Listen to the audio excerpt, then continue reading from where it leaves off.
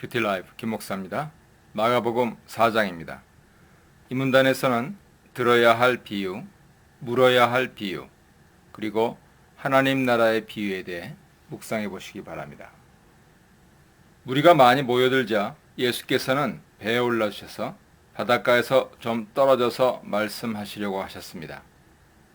무리가 많이 모여들었다 하는 묘사는 마가복음 3장 7절 이하의 장면을 떠올리게 합니다.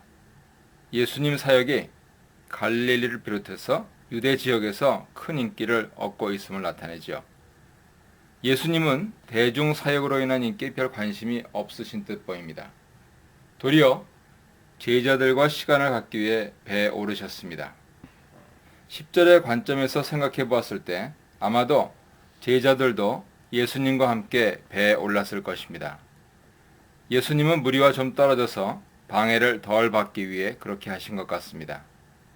예수님의 사역은 많은 대중적인 인기를 증폭시켰지만 그의 하나님 나라 메시지를 들은 모든 사람이 열매를 맺게 되는 것은 아니었습니다. 씨 뿌리는 자의 비유가 그것을 드러내고 있지요. 도리어 열매 맺는 사람들은 소수가 될 것임을 이 비유의 가르침을 통해서 제시하고 있습니다. 예수님은 이렇듯 비유, 파라볼레로 말씀하셨습니다. 히브리어 마셜, 헬라어 파라볼레는 의미가 상당히 넓은데요. 비유, 수수께끼, 속담, 격언 등의 뜻을 갖고 있습니다. 마태복음 13장 18절에 따라서 씨 뿌리는 자의 비유라는 제목을 붙였는데요.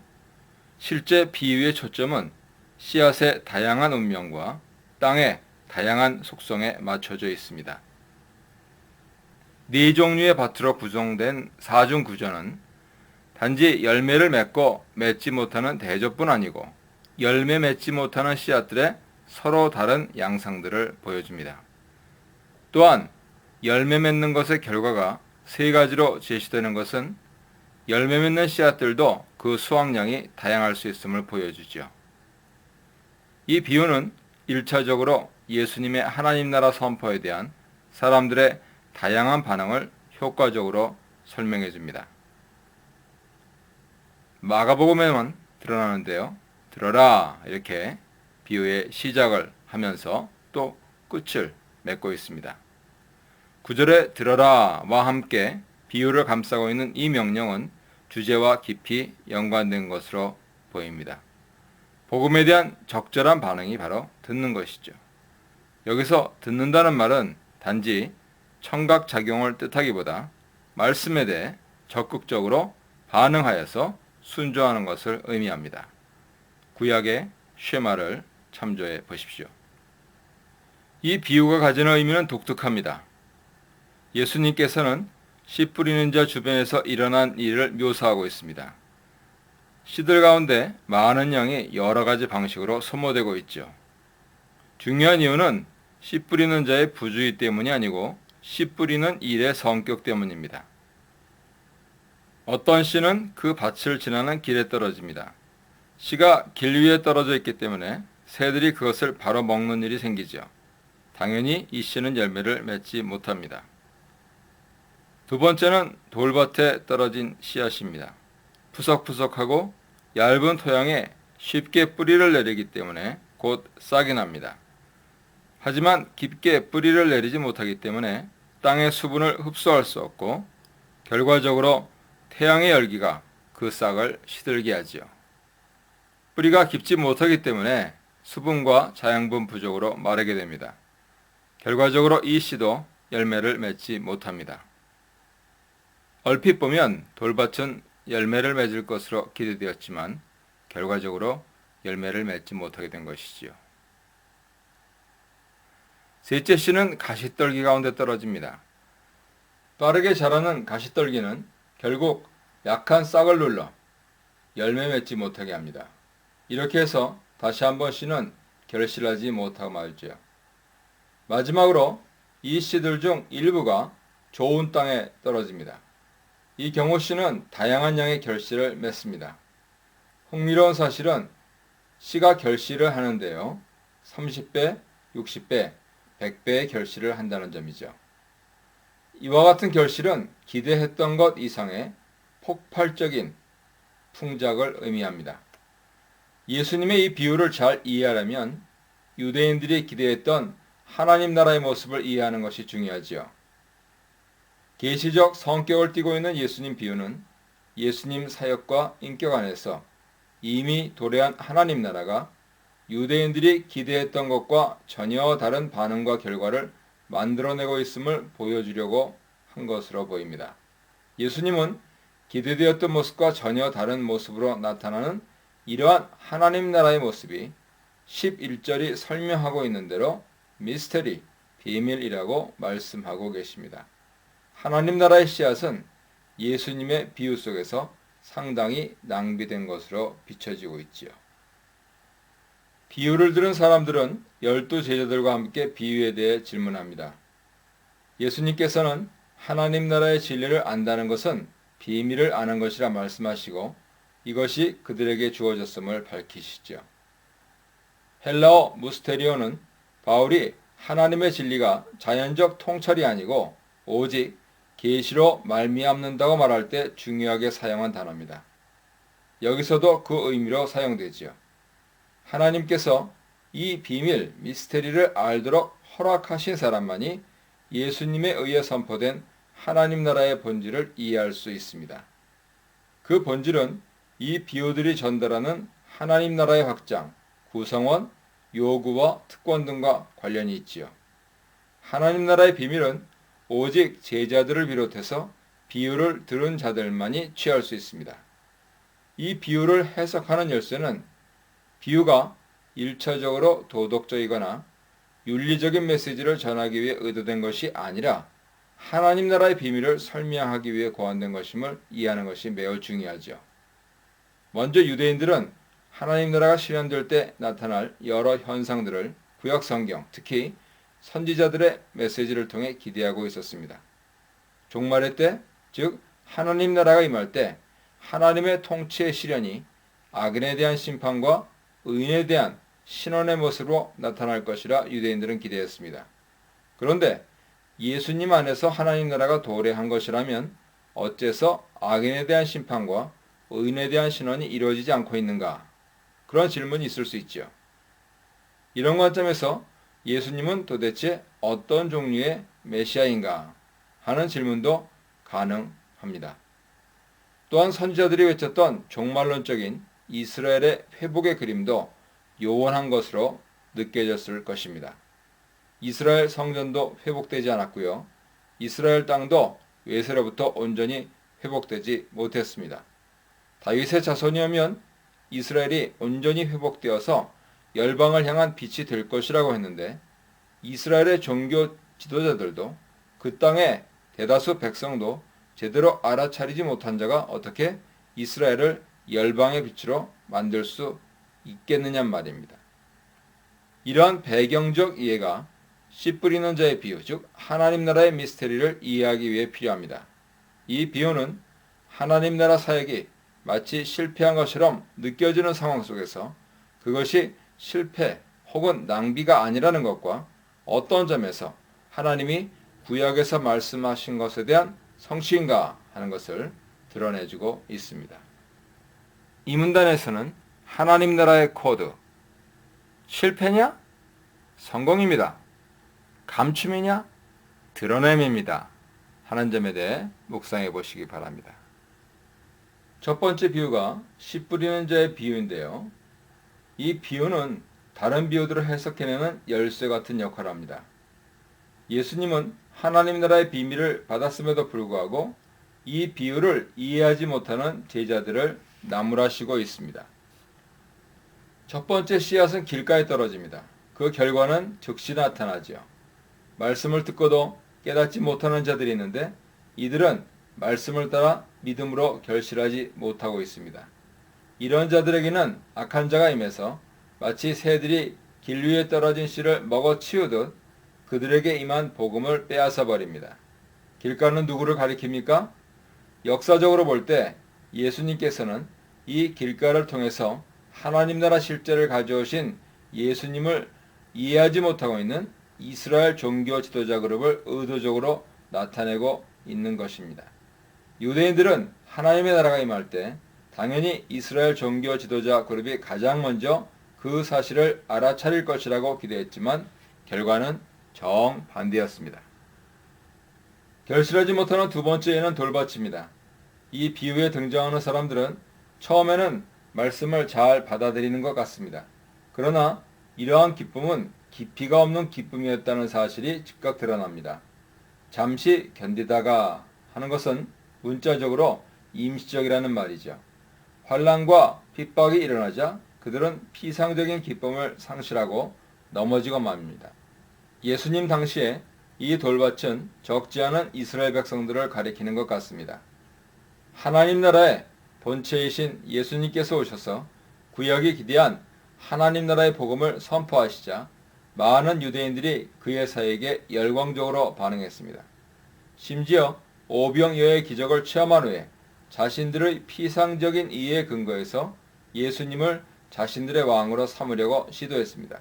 하지만 예수님께서는 예루살렘에 입성하시고 로마 군병들에게 붙잡히시고 산헤드린과 빌라도 앞에서 신문과 고문을 당하시자 이들은 예수님을 십자가에 못 박으라 고함치면서 돌변해버리고 맙니다. 결실치 못하는 세 번째에는 가시떨기에 떨어진 씨앗입니다. 이 경우 세상의 염려와 재리의 유혹으로 인해 결실하지 못합니다. 세상의 염려라는 말은 이 세상과 이 세상에 속한 것들로 점령당하고 그것에 푹 빠지는 것을 의미하지요. 세상은 염려, 유혹, 욕심 등과 연관되어 있습니다. 이 모든 것들은 똑같이 마음을 빼앗아서 결과적으로 결실하지 못하게 합니다. 예수님 당시에 이러한 사람들의 두드러진 예는 마가복음 10장에 등장하는 부자 청년 같은 사람입니다. 이 유대 청년은 육적인 아브라함 자손으로 태어나서 율법을 지키고 살았지만 재리의 유혹으로 인해 결심하지 못하고 근심하며 떠나버렸습니다. 열매는 아마도 하나님 주권을 실제적으로 받아들이는 것을 의미할 것입니다. 하나님 나라의 종말론적인 통치를 온전히 받는 것이죠. 이 비유에서 놀라운 것은 어떤 사람들이 열매를 맺지 못한다는 사실이 아니고 다른 어떤 사람들은 열매를 맺는다는 사실입니다. 하나님 나라를 이 땅에 가져온 예수님의 지상사역에서 이 열매 맺는 사람들은 구약을 배경으로 생각했을 때 전혀 예상치 못한 사람들입니다. 예수님의 사역에 긍정적으로 반응한 사람들은 적지 않은 경우에 유대인이 아닌 이방인들이었고 남성들보다는 여성들이 눈에 띄게 많았습니다. 유대인들은 이러한 부류의 사람들이 하나님 나라 통치를 경험할 것이라고는 상상도 못했습니다. 그런데 기막힌 역전 현상이 예수님 사역 가운데 일어나고 있는 것이죠. 이것이 어떻게 하나님 나라의 통치라는 말입니까? 바로 이것이 씨 뿌리는 자의 비유가 나타내려 하시는 비밀, 미스테리입니다. 예상치 못한 사람들을 통해 하나님 나라가 열매를 맺게 될 것인데 이것은 가히 폭발적인 결실로 나타날 것입니다. 등불의 비유는 그 자체로 매우 애매한 표현을 담고 있어서 자체적인 표현을 통해서 예수님이 말씀하시라는 바가 분명하게 드러나 보이지는 않습니다. 그러나 문맥 속에서 이 등불 비유의 해석에 대한 단초를 발견할 수 있습니다. 예수님께서는 비유를 말씀하시고 그것을 설명해 주시는 그러한 문맥에서 이 등불 비유가 나오고 있는 것이죠. 그런데 이 비유는 4장 12절에서 예수님께서 하신 말씀이 오해를 가져올 수 있음을 염두에 두고 언급하신 것 같습니다. 즉 예수님께서 비유로 말씀하시는 이유가 저희로 보기는 보아도 알지 못하며 듣기는 들어도 깨닫지 못하게 하여 돌이켜 죄사함을 얻지 못하게 하려 함이라 인데 지금 말씀하셨던 12절의 말씀이 가져올 수 있는 불필요한 오해를 불식하려는 의도와 관계된 것으로 보이는 것이죠. 즉 어느 누구라도 등불을 켜서 가져오는 것은 말 아래나 평상 아래 두려함이 아니고 등경 위에 등잔대 위에 두려고 가져오는 것처럼 예수님의 비유도 비유의 종말론적인 의미가 근본적으로 가려지도록 의도된 것이 아니어서 예수님 안에서 밝히 드러나게 될 것이다 하는 그것을 이 등불 비유가 말씀해주고 있는 것입니다. 예수님께서는 등불 비유의 의미를 22절에서 다시 설명하십니다. 드러내려 하지 않고는 숨긴 것이었고 나타내려 하지 않고는 감추인 것이 없느니라. 이 말이 가지고 있는 함의는 숨겨진 것은 드러나기 마련이고 감춰진 것도 나타나게 된다는 것이죠. 이 말은 예수님에 대해서 제자들에게 은밀하게 주어진 가르침을 나타내는 것 같습니다. 이 가르침이 이제는 제자들의 복음 전도에 의해 명확하고 분명하게 전해질 것을 나타내고 있지요. 그런데 마가복음의 문맥은 예수님을 통해서 이 땅에 임한 하나님 나라의 모습은 비유가 표현해주고 있는 것처럼 분명 감추어진 모습들이 있지만 그것은 반드시 나타나게 되어 있다 하는 점을 분명히 말씀하십니다. 예수님께서는 계속되는 말씀 속에서 제자들이 듣는 것에 주의해야 한다는 사실을 강조하십니다. 너희의 헤아리는 그 헤아림으로 너희가 헤아림을 받을 것이요 라는 예수님 말씀은 복음서 문맥에서 다양하게 이해될 수 있습니다. 마가복음 문맥에서는 예수님에 의해 전해진 말씀에 귀를 기울이는 것이 매우 중요하다 하는 것을 언급하는 문맥에서 이 이야기가 나옵니다. 25절 말씀은 앞서 언급된 비유의 비의적 특성을 재차 강조하는 역할을 합니다. 하나님 나라 비밀은 오직 들을 귀 있는 제자들만이 취할 수 있습니다. 그러므로 11절에 나오는 구분이 여기서 재차 강조됩니다. 있는 자에게는 비유의 방식으로 비밀이 계시되어서 하나님 나라의 진리를 더욱 분명하게 깨닫게 되지만 없는 자에게는 그것이 단지 매일 듣는 일상의 이야기에 불과하고 결국 하나님 나라 진리에 대해서는 아무것도 깨달을 수 없게 되는 결과를 낳게 됩니다. 이 문단에서는 하나님 주권으로 자라는, 우리 상상을 초월하여서 자라는, 그리고 가르치고 배워야 하는 하나님 나라에 대해 묵상해 보시기 바랍니다. 이 비유는 사복음서 가운데 마가복음에만 등장하는데요. 씨 뿌리는 자의 비유처럼 구약 안에서 분명하게 보이지 않았던 하나님 나라 속성을 설명하는 비유입니다. 유대인들은 하나님 나라가 실현될 때 나타나는 여러 가지 현상들을 구약 성경, 선지자들의 메시지 근거해서 기대하고 있었습니다. 하나님 나라가 임할 때 하나님 통치의 실현이 앞서 말씀드린 대로 악인에 대한 심판과 의인에 대한 신원의 모습으로 나타나고 이러한 심판과 신원의 이야기는 조용하게 이루어지는 것이 아니고 전 우주적인 사건으로 나타날 것이라고 이해했습니다. 또한 종말론적 사건들은 이스라엘 선지자들이 선포한 대로 여러 가지 징조들이 함께 할 것이라 생각했습니다. 이것이 구약 성경에 기초한 예수님 당시 유대인들의 기대였습니다. 그런데 예수님 안에서 하나님 나라가 실제로 도래했음에도 불구하고 이러한 종말론적 회복의 모습과 전 우주적인 심판 모습은 드러나지 않았습니다. 적어도 유대인들이 기대한 방식으로는 일어나지 않았습니다. 바로 그와 같은 모습을 이 비유 속에 등장하는 사람의 모습에서 볼 수 있습니다. 그 사람은 씨를 뿌렸으나 밤낮 자고 깨는 중에 싹이 나고 자라는 과정을 알아차리지 못합니다. 이 비유에서 하나님 나라의 성장이라는 개념은 유대인들에게 매우 낯선 관점이었을 것이 분명합니다. 처음에는 싹이요, 다음에는 이삭이요, 그 다음에는 이삭에 충실한 곡식이라 하는 표현은 27절에서 농부가 인식하지 못하는 사이에 싹이 나고 자라서 결실하는 과정을 설명한 것입니다. 하나님 나라 자람이라는 낯선 관점을 보여주고요. 하나님 나라가 인간 능력에 달린 것이 아니고 전적으로 하나님 주권 아래 있음을 드러내고 있습니다. 농부의 수고가 아무런 의미가 없다고 말할 수는 없겠지만은 싹이 나고 열매가 맺는 것은 전적으로 땅의 힘에 달려 있습니다. 29절에 등장하는 추수 이미지는 요엘서 3장 13절을 배경으로 하는데요. 원래 문맥에서는 추수가 종말론적인 심판 이미지와 연결되어 있습니다. 결국 부지 중에 자라는 씨 비유는 예수님의 인격과 사역 가운데 드러나지 않게만 하나님 나라 모습을 설명하는 데 초점이 있습니다. 그것은 미미한 모습으로 나타나지만 하나님의 때에 맞추어 싹이 나고 이삭이 나올 것이고 그분의 때에 맞추어 열매로 나타나게 될 것입니다. 그리고 적절한 때가 되면 반드시 추수를 할 것인데 이 모든 일의 시작과 끝이 인간의 힘이나 능력에 의해서 좌우되는 것이 아니라 바로 하나님의 주권에 달려있다 하는 것이 요지입니다.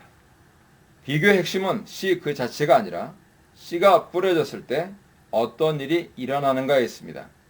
겨자씨는 일반적으로 그 크기가 아주 작다고 알려져 있지요. 미시나 니다 편에 보시면 나옵니다. 하나님 나라는 겨자씨 한 알이 땅에 심긴 후에 일어나는 현상과 비슷합니다. 겨자씨는 문자 그대로 가장 작은 씨는 아닙니다. 하지만 격언에서는 아주 작은 것을 지칭할 때 자주 사용되었죠. 이 비유의 요점은 겨자씨처럼 눈에 띄지 않을 정도로 작은 시작과 모든 풀보다 커지며 큰 가지를 내나니 라는 표현처럼 대단한 결과를 대조하는 데 있습니다. 이스라엘에게 예언되고 기대된 하나님 나라 도래는 전 세계적인 규모로 이루어지는 것입니다. 그런데 이 하나님 나라가 나타나는 모습은 아주 보잘것없었습니다. 그래서 유대 지도자들과 백성들 다수는 하나님 나라가 나타나는데도 적절히 감지하지 못했습니다. 이런 상황에서 예수님께서는 하나님 나라 시작을 겨자씨에 비교함으로써 그 나라에 감추어진 비밀스러운 모습을 드러내십니다. 이 비유에서 상식을 벗어나 과장된 묘사가 비유의 핵심을 적절히 강조해주죠. 한 차례 보통 3m 크기까지 자라는 겨자는 놀라운 속도로 자라는 것은 사실인데 큰 가지를 낸다는 것은 과장된 묘사입니다. 그렇더라도 예수님께서 겨자를 큰 가지를 내는 나무라고 암시하신 것, 마태복음 13장 32절에서는 나무라고 부르시고 있는데요. 아마도 구약 성경에서 나무가 갖는 상징적 의미를 염두에 두신 것으로 보입니다. 구약 성경에서 나무는 자주 큰 제국을 지칭하는 데 사용됩니다. 에스겔 17장, 31장, 다니엘 4장을 보세요. 이런 용법에 비추어서 아마도 예수님께서는 겨자를 나무라고 지칭하셔서 하나님 나라를 큰 제국의 모습으로 제시하려 하신 것으로 보입니다. 더욱이 공중의 새들이 와서 그 그늘에 깃든다는 표현은 구약 성경에서 매우 유사한 평행 구절들을 갖고 있습니다. 앞서 말씀드린 에스겔, 다니엘, 그리고 시편 104편 12절을 보세요. 그런데 구약 성경의 구절들에서는 새는 그 제국의 보화에 모여든 나라들을 나타냅니다. 예수님의 이 비유를 통해서는 하나님 나라를 큰 제국에 비유하시고 이방의 큰 나라들이 그 제국의 영향력 하에 들어오게 될 것임을 드러내 보여주시려 한 것 같습니다. 제국의 수도 로마가 아닌 이스라엘의 갈릴리에서 시작된 예수님의 하나님 나라 사역은 세상적인 안목에서 보았을 때는 너무도 눈에 띄지 않는 미미한 시작에 불과했습니다. 그러나 하나님 나라의 복음은 그로부터 한 세대가 지나기도 전에 로마 제국의 수도 로마까지 퍼져나갔고 마침내는 온 제국과 그 주변 나라들이 그 하나님 나라 영향력 하에 들어오게 되었습니다. 그리고 오늘날에 이르러서는 온 세계 모든 민족이 그 나라의 영향력 하에 들어오는 결과를 가져오고 있습니다. 이런 현실적인 모습은 이 비유가 의미하는 바를 적절히 확증해 주죠. 이 비유의 중요 요점은 하나님 나라 도래가 유대인들의 기대처럼 웅대한 모습이 아니라는 사실에 있습니다. 그러나 하나님 나라는 시작과 끝이 너무나도 다른 겨자씨처럼 그 시작과 끝이 비교될 수 없을 정도로 확연한 대조를 이룰 것이다 하는 것을 말씀하는 데 있습니다. 예수님은 자신의 가르침 중 많은 것을 비유라는 장르를 통해 말씀하셨습니다.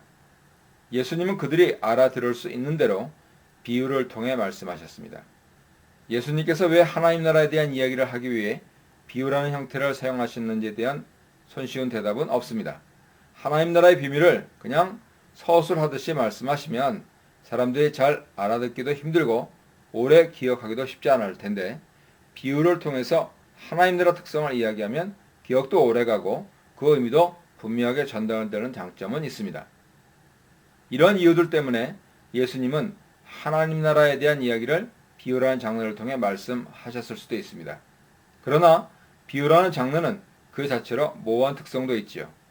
예수님의 비유는 예수님 안에서 놀랍고 예기치 못하게 완성된 하나님 나라라는 관점으로 설명하지 않으면 정확하게 이해하기 어려운 수수께끼 같은 요소도 담고 있습니다.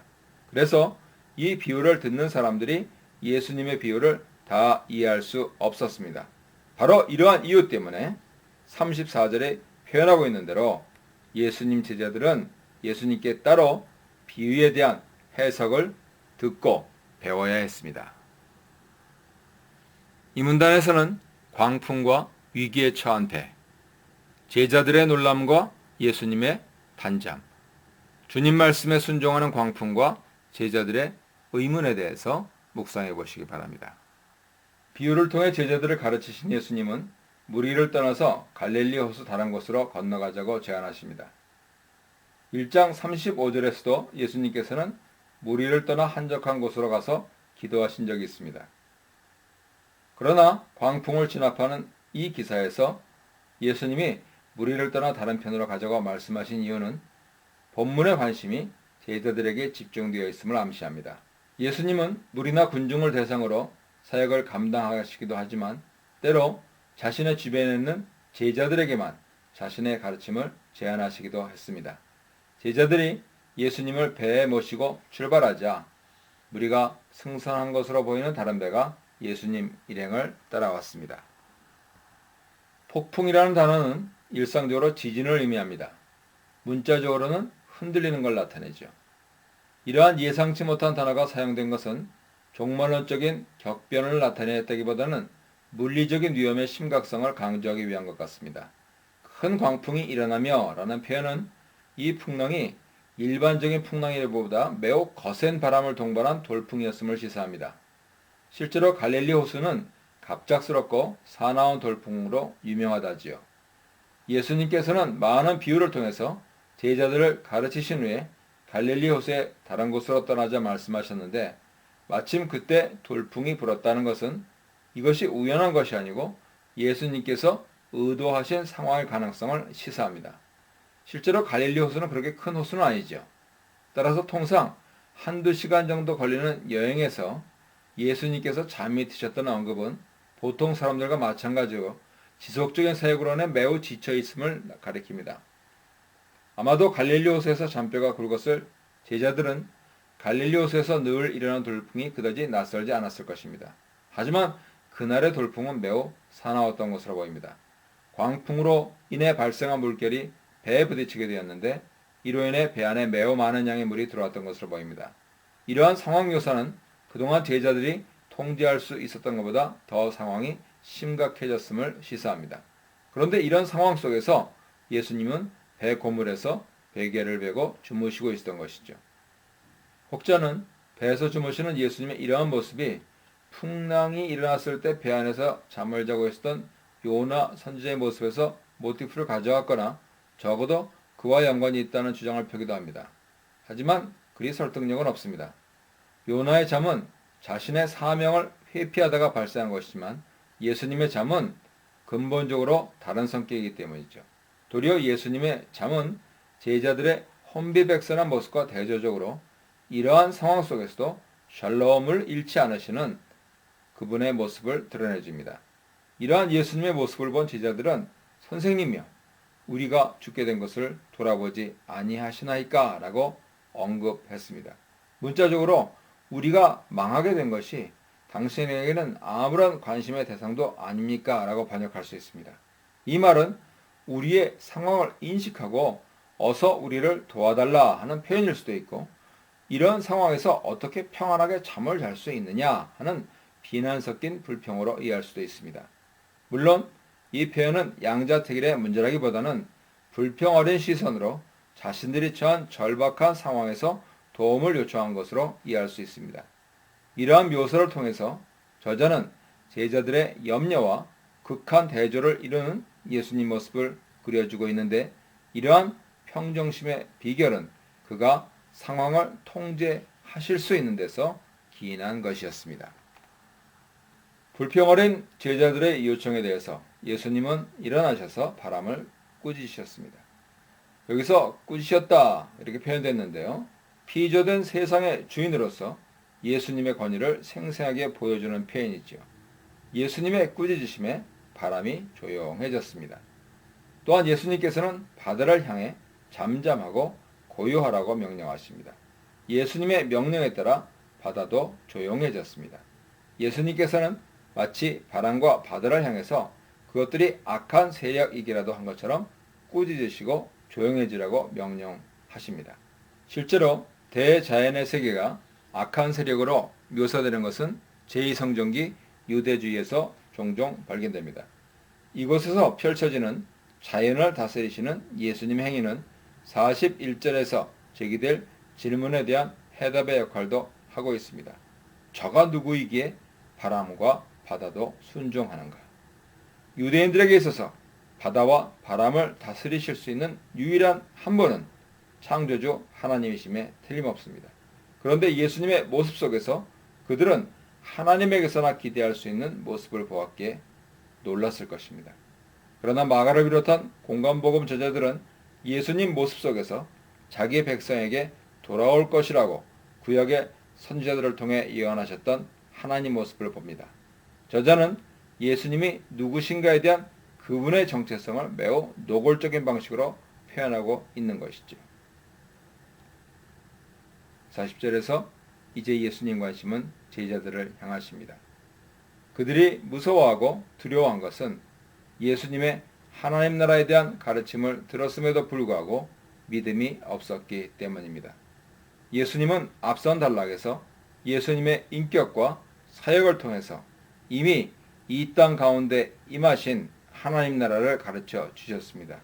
그런데 제자들은 여전히 그러한 가르침에 합당한 반응을 보이는데 실패하고 있습니다. 실제로 제자들은 갈릴리 호수에 닥친 돌풍으로 인해서 예수님께서 어떠한 분인지 인식하는 데 실패했습니다. 예수님의 꾸지람은 제자도에 대한 실제적인 신뢰를 의미하고 염려와 걱정을 배제하는 믿음을 수반한다 하는 사실을 더욱 강조해주고 있습니다. 제자들은 예수님의 꾸짖으심에 바람과 바다마저 순종하는 것을 보고 놀랍니다. 구약에서 바다가 하나님 명령에 순종하는 것은 하나님 자신의 주권을 드러내주는 표현이었죠. 욥기 38장, 시편 65편, 89편 등을 보십시오. 이러한 구약 본문들의 빛에서 이 본문이 가지는 의미는 가히 혁명적입니다. 예수님에 대한 저자의 묘사는 마가복음 1장 1절에서 언급된 메시아이며 하나님의 아들이신 예수님에 대한 마가의 언급과 궤를 같이 합니다. 마가복음의 이야기가 진행되어 감에 따라서 독자들은 자연을 다스리시는 메시아이시며 동시에 메시아보다 더 큰 정체성 가지고 계신 예수님을 보게 되는 것이죠.